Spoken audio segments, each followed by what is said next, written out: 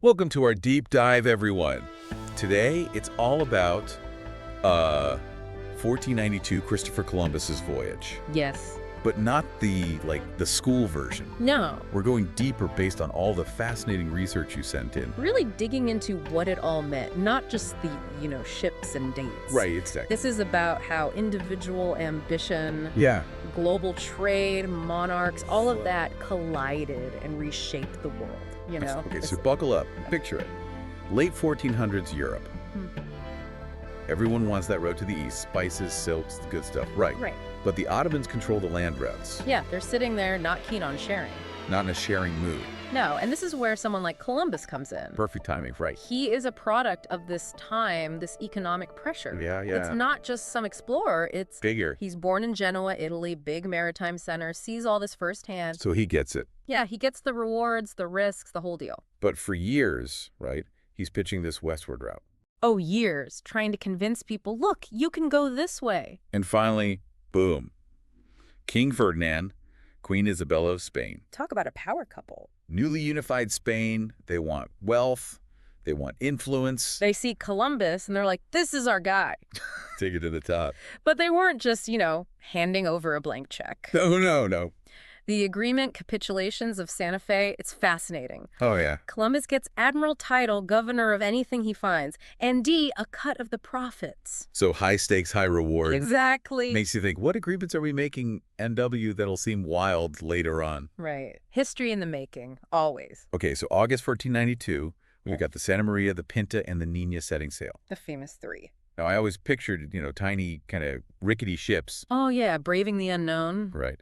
But what do the sources say? Santa Maria, actually pretty sizable for its time. And those others, the Pinta, the Nina, those were caravels, fast, made for exploration. Purpose built. And this is key, the crew, 90-ish people, it's not just sailors. What else? Carpenters, coopers, the barrel makers. Like they were planning to stay somewhere. It hints at that, yeah. Not just a quick look-see. No. And weapons were on board. Swords, crossbows, even some early firearms. Whoa, like proper firepower. Initially, sure, for defense, pirates and whatnot. Makes sense. But it does kind of foreshadow what's to come. Yeah, like not just peaceful exploration. Sadly, no.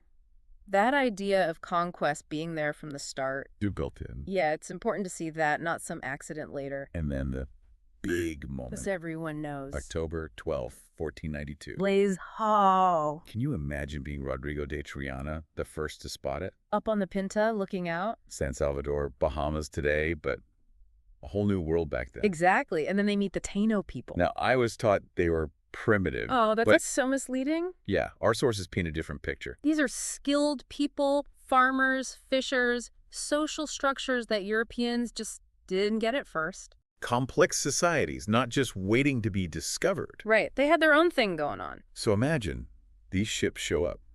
How'd they react? Not with aggression, surprisingly. Right. Food, water, gifts even. Really? It's what historians call passive resistance, observing, trying to understand this intrusion.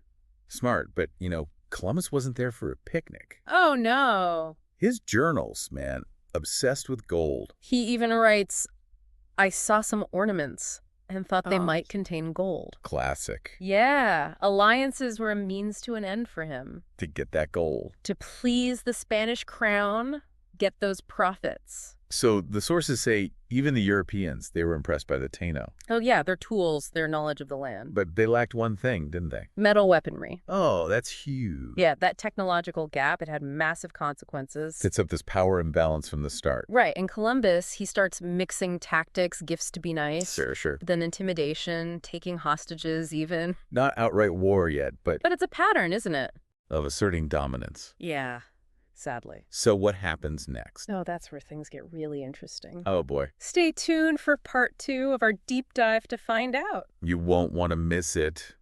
So last time we left off, Columbus is mixing those tactics. Gifts, intimidation, yeah. Even hostages. Not good. What happens when he goes back to Spain? Oh, he's a hero. Of course. Stories of these exotic lands. And the gold, right? Whispers of gold. Yeah, so he's welcomed back with open arms. And Honors, fund him for more expeditions. those promises from the capitulations of Santa Fe looking pretty good then. Oh, yeah. Wealth, titles, the whole package. So 1493, Mm-hmm. he sets sail again. Round 2. But this time, He's not messing around. no scouting party now. Nope. Full-on colonization. 17 ships. Over 1,200 men. That's a statement. Totally different vibe now. Yeah, you can feel the shift. From the sources, it seems like the relationship with the Taino, that changes too. Yeah, at first it was curiosity, trying to coexist peacefully. Right. But now it's more aggressive, more about taking what they want. No more gloves. Get it. We talked about how skilled the Taino were. Mm-hmm.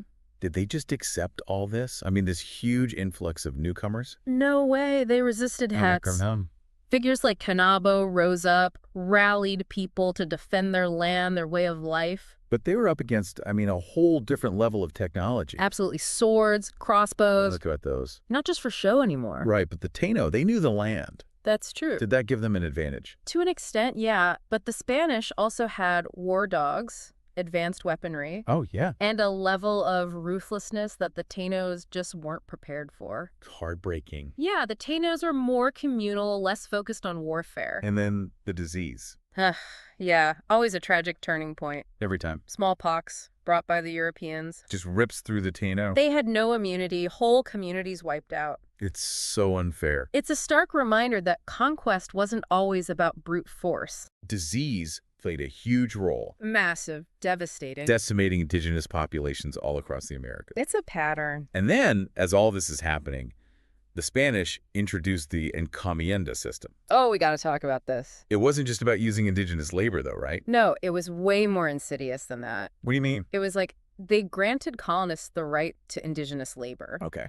But under this guise of protection and conversion to Christianity. Oh, so messed up. Basically slavery, but dressed up with religion. It fueled their economic ambitions, but at a terrible human cost. Exploiting the native population. Exactly. It's just awful to think about the suffering inflicted on the Taino. Their world was shattered, their communities destroyed, all for gold and empire building. It's just not, right? And remember, this wasn't just happening on Hispaniola. Right. This was the blueprint. From that first voyage. Exploration, exploitation, violence, all wrapped up together. Replicated all over the Americas. Tragically, yeah. We started this episode talking about ambition. Columbus, he achieved something incredible, you have to admit that. In a way, yeah. Opened up a new world, sparked this whole era of exploration, trade. And exploitation, unfortunately. Right. Can't forget that. He connected two hemispheres that had been totally separate for who knows how long. Changed the course of history. But that connection, it came at a horrifying price. For the indigenous people. Absolutely. Millions lost their lives to disease, war, forced labor. It wasn't just about discovery. It was the start of something truly terrible. It's a legacy that we still grapple with today. So as we wrap up this part of our deep dive, Yeah. It's complex, it's unsettling. It really is. Columbus the explorer, he went back to Spain, a hero. But his legacy is forever stained by what happened to the Taino. The brutality of colonialism. It makes you think, how do we look back on these figures? Tough questions, no easy answers. We've gone through a lot, haven't we? Ambition, those cultural clashes. And the really dark side of things, the conquest. It leaves us with this legacy, Columbus's legacy, still debated, still controversial. It is tempting, to judge these figures from the past by our standards today. Totally. But to really get it, their impact, we got to see it through the lens of their time. Agreed. We're not saying what he did was okay, not at all. No. But trying to understand him as a man of his era, those beliefs, the power structures, all of it. He was shaped by that 15th century world, for sure. And in that context, he did do something huge. He did, opening up that new world. That's undeniable. Exploration explodes, trade, sadly exploitation too. Yeah, can't forget that part. Connecting two halves of the world that had been separate for millennia. It's mind-boggling when you think about it. Changed everything, the course of history. No doubt. But as we've said, that connection, it came at a terrible cost. For the indigenous people, it's horrifying. Millions of lives lost, disease, the warfare, forced labor, all of it. Empires built on suffering, it's a dark legacy. And that's why his statues, they're so debated now. Some cities, they're taking them down. For many, he represents colonialism, oppression, all the injustices done to those communities. Right, that's one side of it. But then there are those who defend him. Pointing to his courage, his skills as a navigator. Expanding those European horizons. It's complex. just like history always is. How do we hold both those things in mind, the good and the bad? The triumphs and the tragedies, that's what makes studying the past so challenging. And this debate, it's not just tea about Columbus, is it? It goes beyond him. It's about how we tell history. Yeah. Whose stories get told, whose voices are left out. It reminds us we can't just take things at face value. History isn't neutral.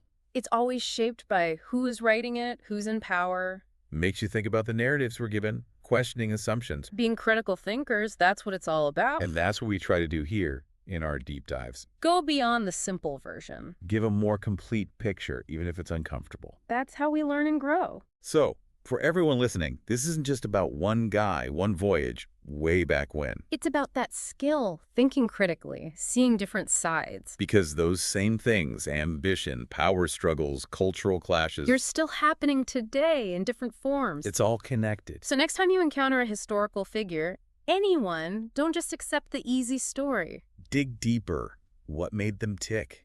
Who benefited?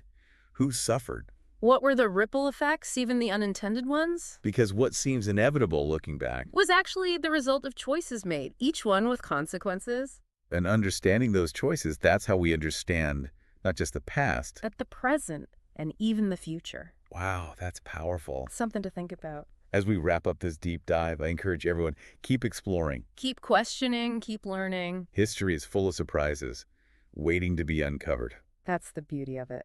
And that's a wrap on our deep dive. Thanks for joining us.